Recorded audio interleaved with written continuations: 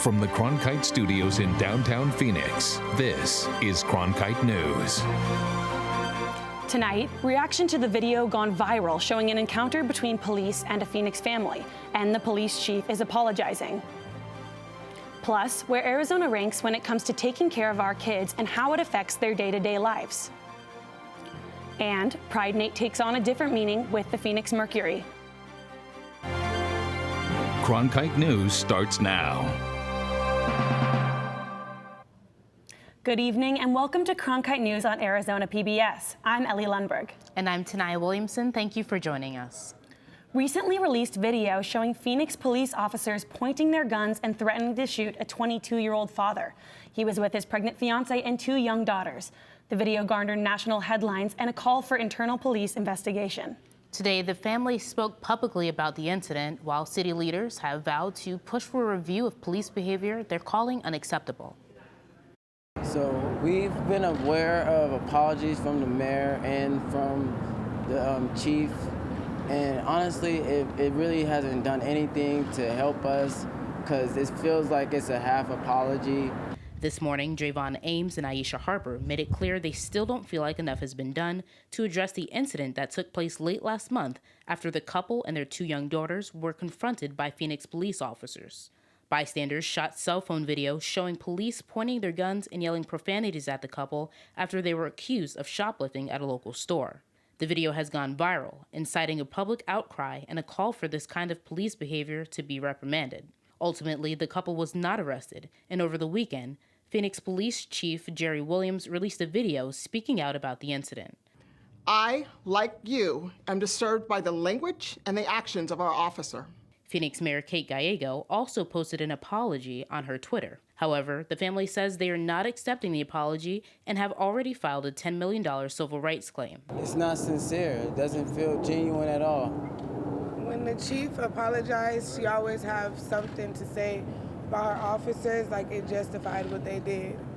And I didn't like that, so I don't accept her apology.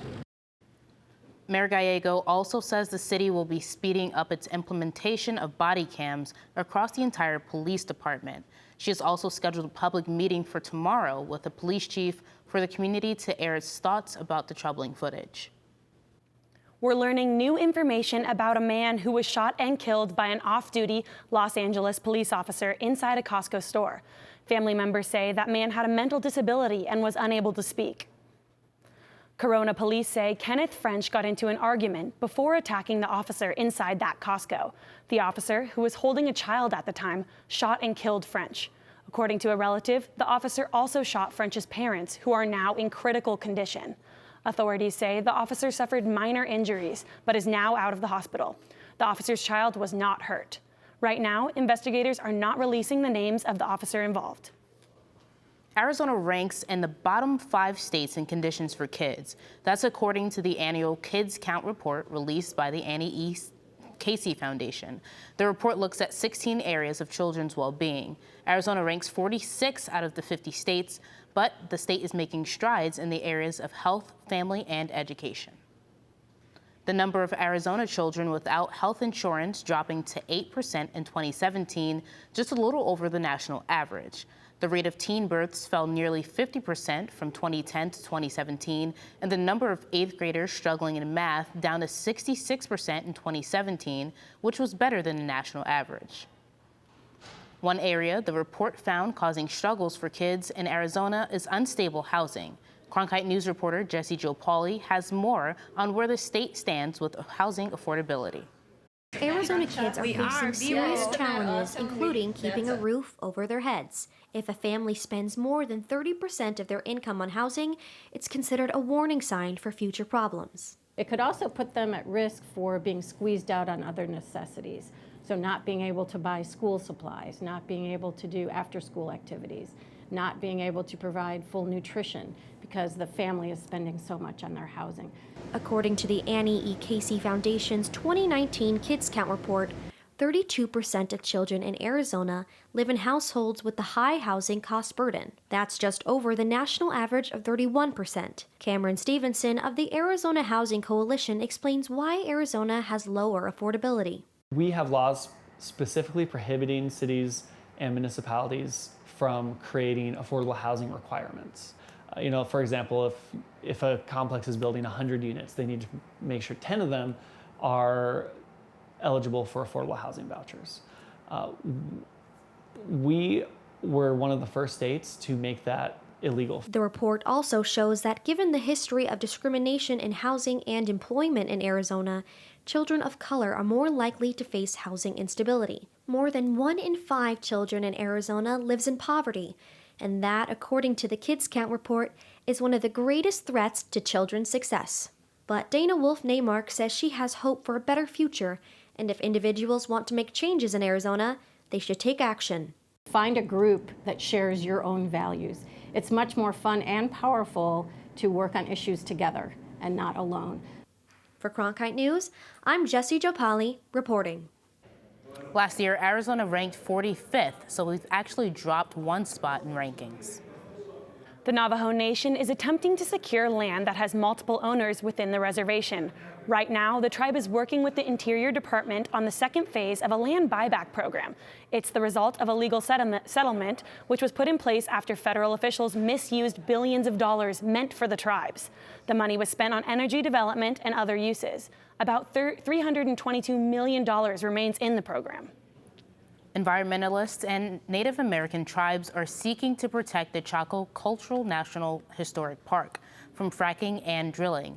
Members of the New Mexico congressional delegation are pushing the Senate for a hearing on new legislation, which would withdraw federal holdings from oil and gas development on the park's land.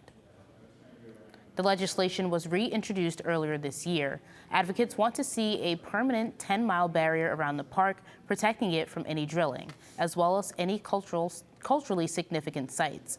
Most of the land surrounding the park belongs to the Navajo Nation or individual Navajos. The legislation would not affect development of those lands.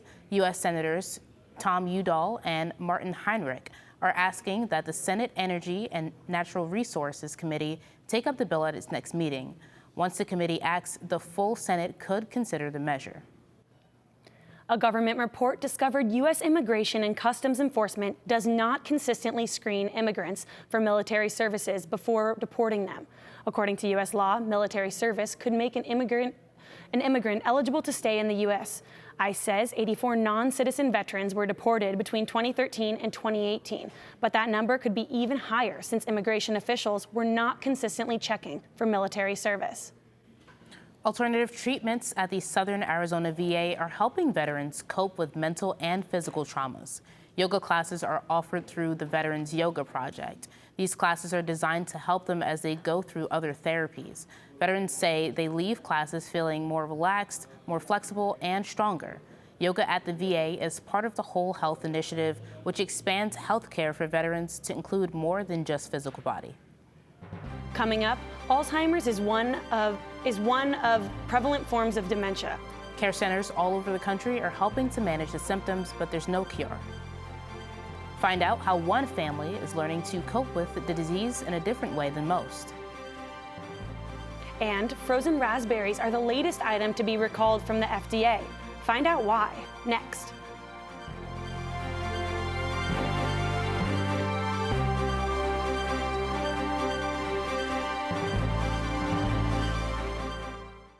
Cronkite Noticias is the Spanish-speaking division of Cronkite News, covering topics such as economics, education, sustainability, immigration, and border relations. Cronkite Noticias strives to serve the Spanish-speaking community in Arizona.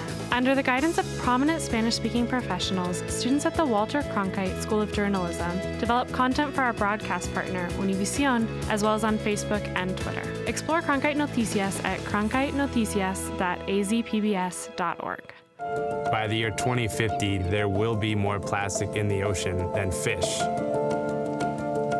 Before Professor Halden, I had an insane amount of passion, but I almost felt helpless because I didn't know how to use it.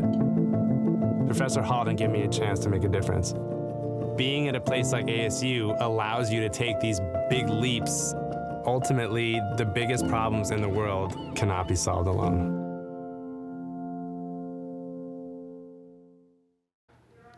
According to a 2019 report by the Alzheimer's Association, Arizona is predicted to have the fastest growth rate in the country for the nation's 6th leading cause of death by 2025. Reporter Kyle Dowd spoke with a family who has been personally affected by Alzheimer's to learn more about the condition that has a new diagnosis every 66 seconds in the U.S. Her friends affectionately call her the Alz Queen. She wears the nickname like a crown. Diane Scheel suffers from early onset Alzheimer's, but for Diane, there isn't much suffering. Oh, that was a nice one. I just like to be happy. Her daughter, Tara Lowy, was surprised by her mother's optimism. One of the coolest things she said was, "I'm not in any pain, so life is good. I don't have any pain with this." So that's pretty remarkable. Diane's primary caretaker is her husband, Randy, who recalls the first time he confronted Diane 7 years ago after noticing her memory problems. I said, "Have you ever felt or noticed lately that you have any memory problems?" And she immediately broke down and she started crying and she was nodding her head, "Yes, I do." Experts at the Banner Alzheimer's Institute say Alzheimer's is the most common type of dementia, a general term for a decline in mental ability that affects daily functions. It's especially alarming when they start to affect their day-to-day life. So for example, we all can forget to pay a bill once in a while, but people with dementia are likely to consistently forgetting to pay the bills, forgetting to take the medications, etc. Alzheimer's kills more people than prostate cancer and breast cancer combined, according to the Alzheimer's Association. By 2050, Alzheimer's and other dementias are expected to cost the U.S. more than $1 trillion. It's going to be a big burden, I think, on society, and we keep our fingers crossed that something good will happen, and I think awareness is a big deal, like with any disease. Diane's family members say the key to managing the condition is laughter. We laugh constantly. It's insane how much we laugh. And she's going through this terrible disease. How can you laugh about it? But she'll say really funny things, and we just don't know where it comes from, but she makes us all laugh like crazy. And my dad makes us laugh, and I think laughter is the most important thing for Alzheimer's. She'll say, "I can't find my lipstick." I said, "Well, did you look in the refrigerator?" And then she just starts laughing, and it takes the edge off, the stress. Randy's pretty good at that. and all the grandkids are pretty funny. Lowy says she was worried her mom wouldn't remember that she had a baby, but Diane still asks about her grandson daily. Cheers! Every time he comes over, we have so much fun. It's incredible. I'm constantly taking videos and pictures of them so that he can remember what it was like when he was younger with his grandma, and it melts my heart. They're just connected in a different way from everybody else. Randy says Alzheimer's initially turned his life upside down, forcing him into an early retirement so that he could care for his wife of 44 years. Why her? This wonderful, charming, beautiful girl that all of a sudden is dealing with this. Well, that, I think, makes you realize that it can happen to anybody. Today, Diane needs help with nearly all tasks. Randy has had to learn some new skills. I never thought I'd see the day where I had to learn how to put on mascara. It's like, wait a minute, I gotta take this. What do I do with this? Luckily, Diane's condition has remained stable in recent months, but Alzheimer's can be unpredictable. You never know what's going to happen, so she could decline tomorrow and need a bunch of help. Randy says he and Diane have always lived a life without regret, and that they travel as much as possible while his wife is still able to. If it's something that we really want to do and something that we can afford to do, rather than just sit around and talk about it, we'll go do it now, Whereas before you think, there's plenty of time in life to do that. Well, maybe not. So do it while you can. Despite the challenges, their marriage has always been successful. In Phoenix, Kyle Dowd, Cronkite News. Experts say maintaining an active lifestyle, eating a Mediterranean-style diet, minimizing stress, and getting a good night's sleep may help prevent Alzheimer's and slow the progression after diagnosis. Frozen red raspberries from a Washington state farm are being recalled across the West. The Food and Drug Administration issuing the recall over concerns the raspberries were contaminated with the norovirus. They were sold by Winco Foods and manufactured by Raider Farms. Norovirus is highly contagious and is especially dangerous for kids and the elderly. So far, there have been no reports of anyone getting sick. The raspberries were sold in Arizona. If you bought them, the company is urging you to throw them away. Coming up, Pride Month continues in Arizona, and organizations are celebrating. Find out how the Phoenix Mercury celebrated their Pride Night differently by using the team as a way to convey a message bigger than a sport.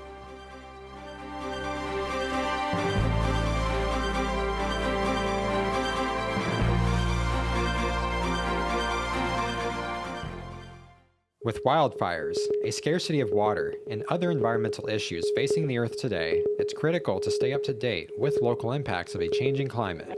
That's why we created Elemental, covering sustainability, a multimedia collaboration between public television and radio stations. From climate change to water conservation to renewable energy and much more, Elemental covers the latest in sustainability news. Find our stories on our website, elementalreports.com. As journalists at Cronkite News, we report on stories that matter to you by focusing on the local impact. We dig deeper and work tirelessly to keep you informed. Live in Wickerburg. Live in Los Angeles. In Cleveland. In Washington. In Louisville. From Jerusalem. Live in Philadelphia. From around the world to right here in Phoenix. At Cronkite News, we report the facts and stick to the truth.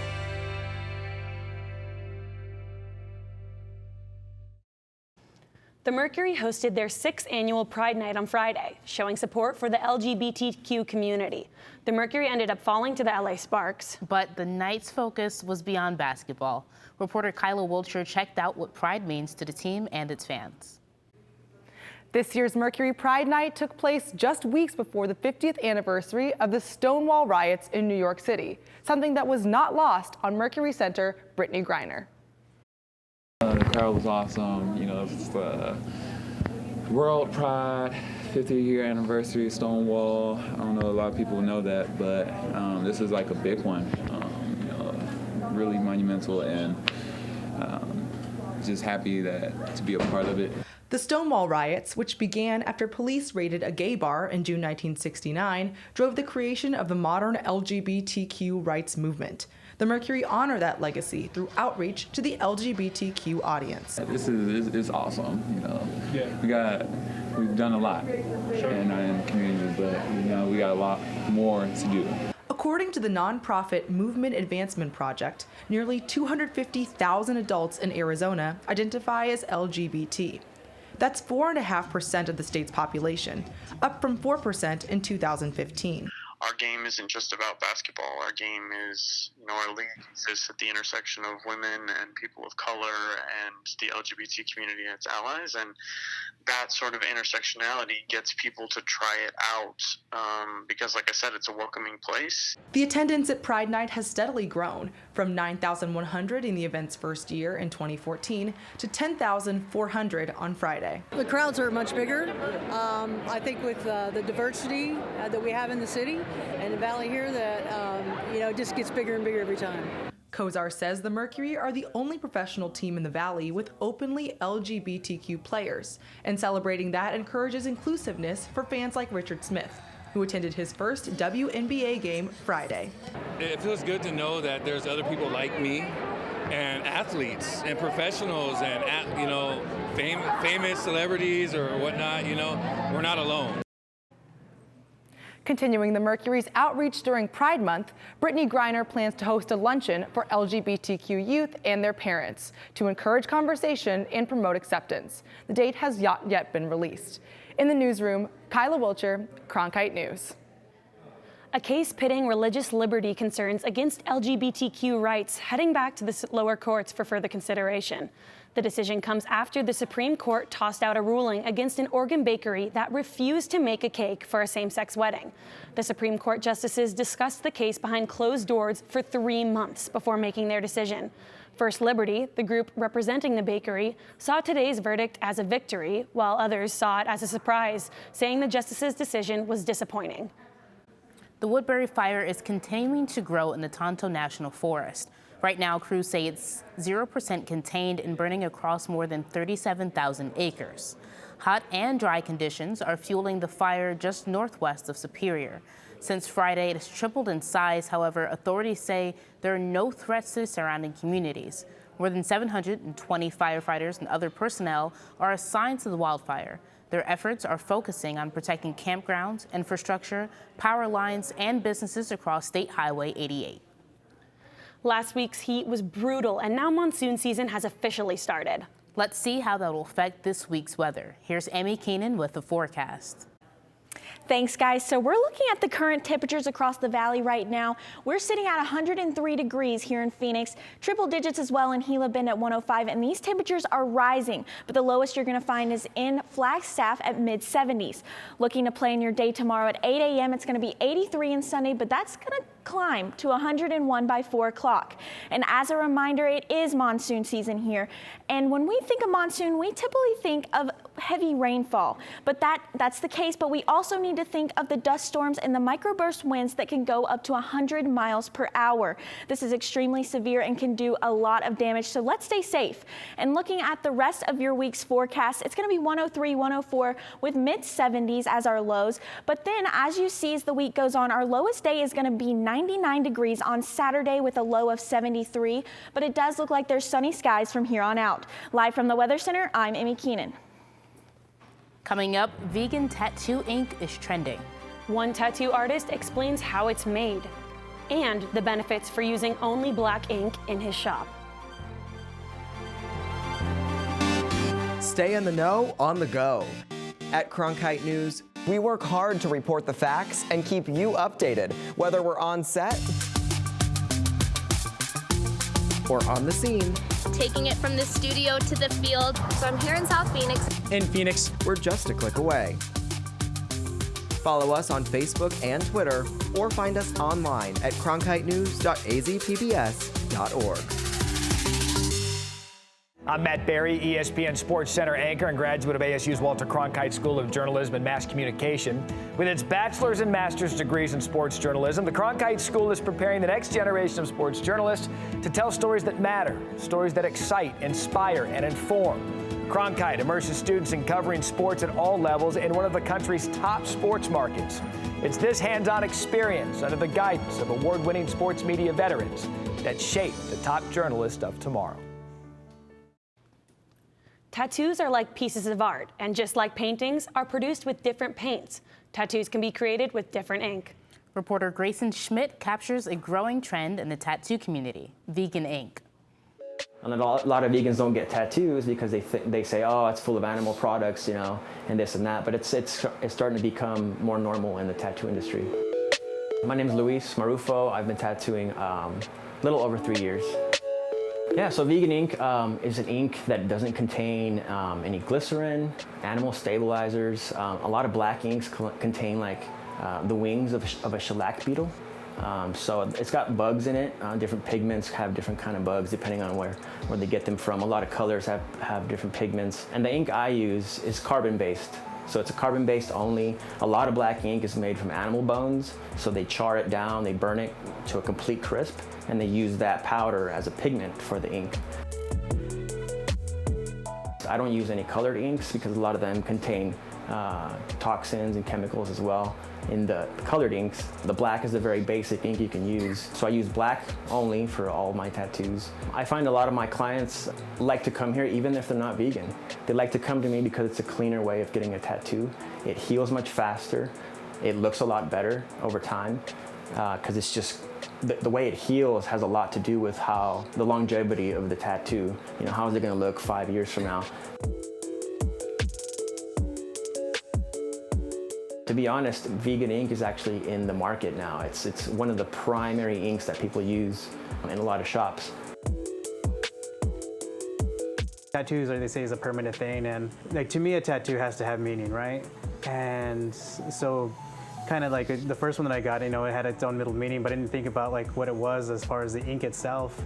So the idea of that there being animal product in it, like something that kind of came from a violent background, was going on my body permanently, didn't settle right. A lot of old school shops, you kind of don't know what they're using. They might be using different inks, a lot of old school tattooers use the old inks that they used to use, but there's a lot of vegan options out there. Aside from Marufo, there are 2 other verified vegan tattoo artists in the Valley and 1 in Tucson. Cronkite News is proud to be the news division of Arizona PBS. Here's what's coming up on Arizona Horizon and PBS NewsHour. On the next Arizona Horizon, a new report shows that Arizona ranks 46th overall for the well-being of children. And an update on the latest in the fight against opioid overdoses. It's next Arizona Horizon. I'm Judy Woodruff on the next NewsHour. As the first Democratic debate gets closer, we sit down with presidential hopeful Julian Castro. That's Monday on the PBS NewsHour. That's it for Cronkite News tonight. Thanks for joining us. For top Arizona stories anytime, go to cronkitenews.azpbs.org.